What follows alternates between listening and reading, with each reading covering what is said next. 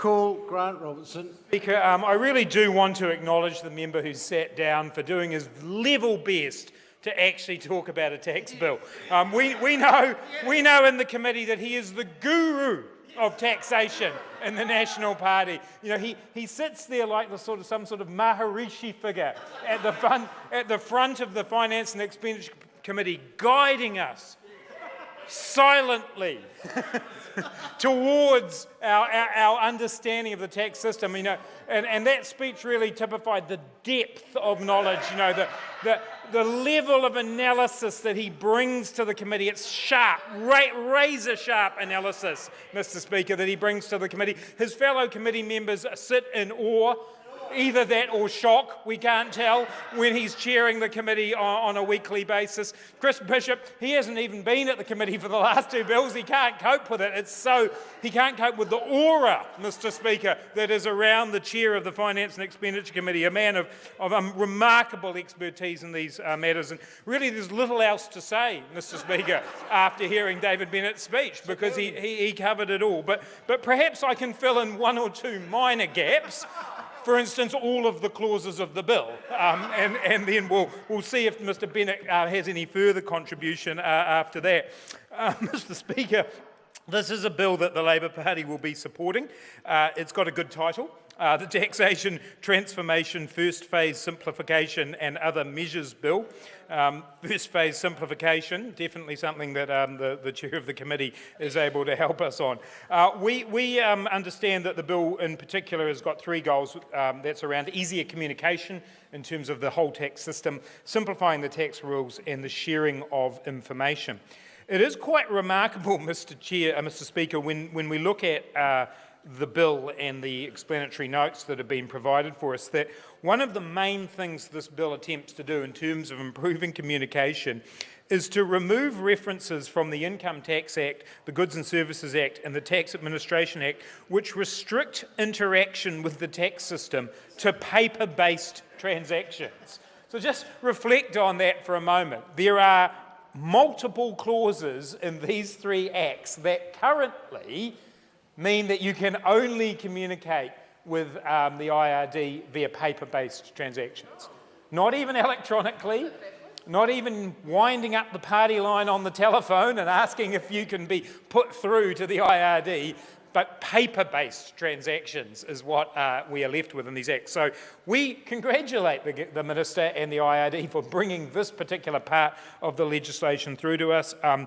We think that the goal, which is to remove any legislative barriers to receiving and sending electronic communications, is an important step towards bringing the IRD and the tax system into the 21st century, if not the 20th century. There are a number of changes within this section. One that we will be looking out for is around Clause 74, which establishes this framework and actually facilitates flows between the IRD Commissioner and an individual taxpayer. And it does transfer some obligations that are currently with the Minister to the Commissioner. And it's always important, Mr. Speaker, I think, when we are moving something from the Minister where we have accountability mechanisms through the House here and so on to the Commissioner, that we need to be careful about what those particular provisions will entail. The other interesting bit is that electronic signatures can now be accepted. So for Mr. Bennett's benefit, electronic signatures, so it's like writing a signature, but it's sent through the computer on the interweb and sent through the computer. So Mr. Bennett will practice in the committee writing our electronic signatures so we can all see that.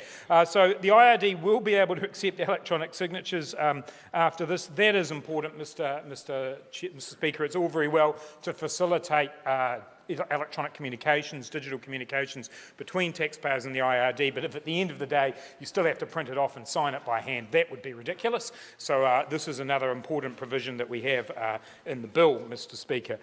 There's a large set of simplification measures around tax rules, including around the employee share schemes, which I know the Minister spoke about in his contribution.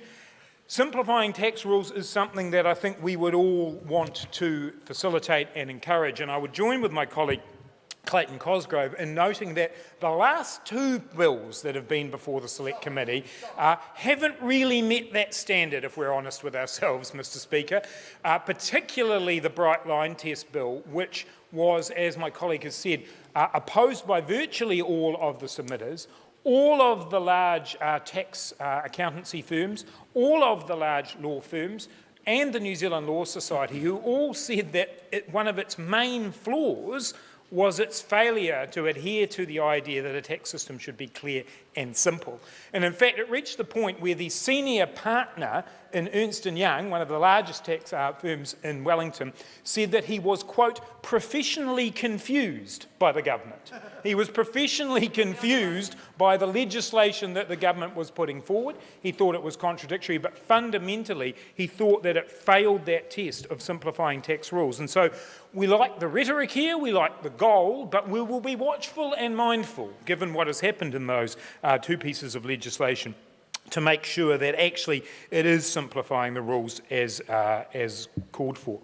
The third matter is around the question of the sharing of information, and I do want to just spend a little bit of time on this, because quite clearly when, and a lot of MPs will have had this, where members of the public are hugely frustrated, Mr Speaker, when they deal with one government agency, fill out a big series of forms, do that, go and visit another government agency the next week and have to fill out all the same forms all over again. And it becomes an absolute waste of time, whether it's done electronically or whether it's done in person. So getting past that, getting ourselves to the point where people can simply have data that's entered and used in a number of different settings would be very useful.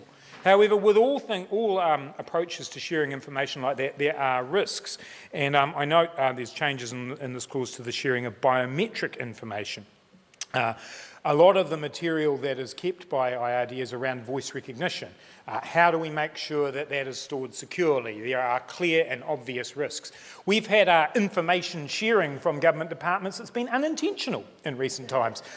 Information has been shared with random passers-by on Lambton Quay by some public agencies in recent times. So if we're going to enhance and increase the amount of information that's been shared, then we do on this side of the House, Mr Speaker, want to be absolutely sure that we've got the right rules and regulations built around that, that there are safeguards in the sharing of that information, because while we have as many constituents who are concerned about having to fill out multiple forms, we equally have people who come to us very concerned that information that is personal to them is being shared when it is not necessary. And I do see in the drafting of the bill that an attempt has been made to define necessary information for the tax system to operate. Again, the responsibilities for that now fall to the Commissioner.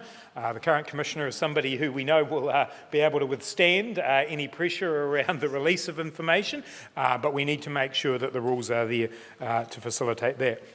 There are a number of other miscellaneous matters in the bill, Mr Speaker, in particular around KiwiSaver, with a number of amendments there. Again, question of sharing information about KiwiSaver members for account maintenance purposes between the IRD and the scheme providers.